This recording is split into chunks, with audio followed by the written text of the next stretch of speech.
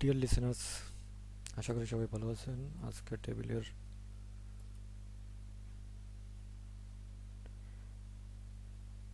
Eraser সম্পর্কে জানবো। Draw table, height width, text direction, convert text সম্পর্কে জানবো।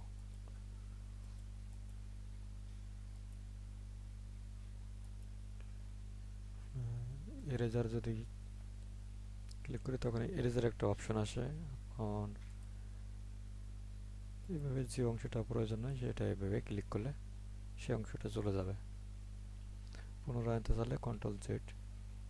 আবার এই ইরেজার অপশনটা যদি সরাতে চাই তাহলে মানে ইরেজারে চাপ দিতে হবে।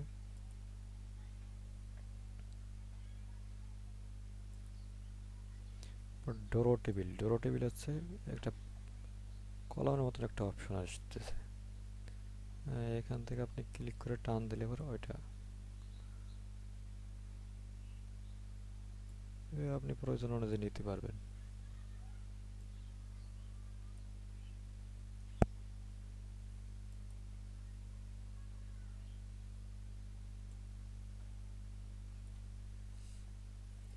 এটা হচ্ছে ডোরো টেবিলের কাজ।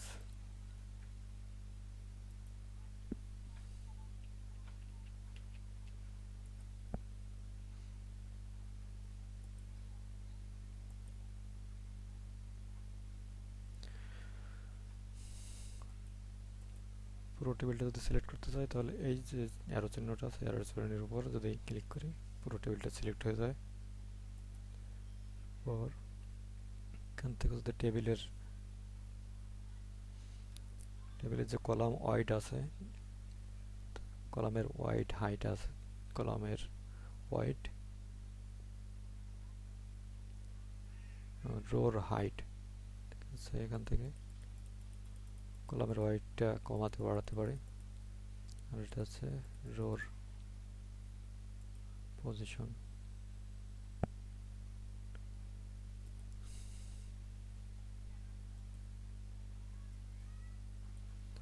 और টেক্সট ডিরেকশনে এটা যেভাবে আছে সেইভাবে অর্ডটা কিন্তু চলে আসে। এটা যেভাবে খেয়াল করেন, এটা যেভাবে ঘুরে আসে সেভাবে লেখাটা।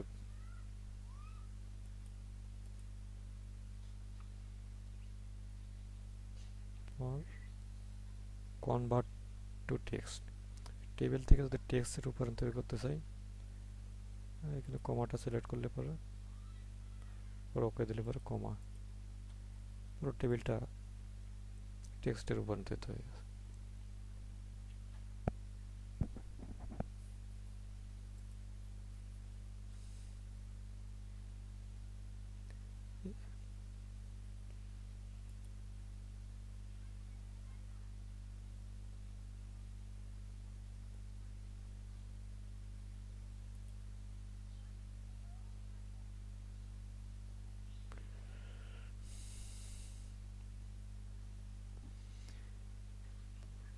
ডিজাইন থেকে এখানে বর্ডারের যে অপশনগুলো আছে এই অপশনগুলো ইউজ করে যায়। যদি আপনি বর্ডারের যে লাইনগুলো আছে এখানে যদি নো বর্ডার চান তাহলে এখান থেকে নো বর্ডার, রাইট সাইডে বর্ডার, লেফট সাইডে বর্ডার, টপ সাইডে বর্ডার, বটম সাইডে বর্ডার, অল বর্ডার যেটা উল্লেখ করতে পারেন সেটি আপনি নিতে পারবেন। পরে এখান থেকে আপনি টেবিলের যে লাইনগুলো আছে লাইনগুলোর বিভিন্ন লাইনের ডিজাইন আছে।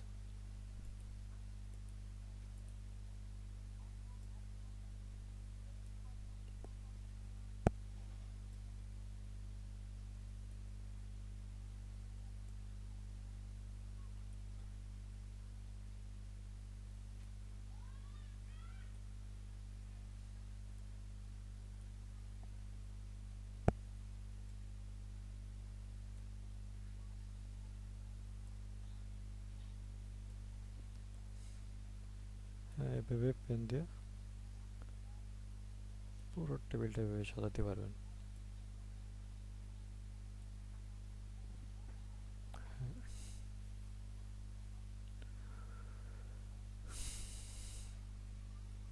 সবাই ভালো থাকবেন। এর পরবর্তীতে আরও নতুন কিছু নিয়ে পরবর্তী লিসনে আসবো। ধন্যবাদ।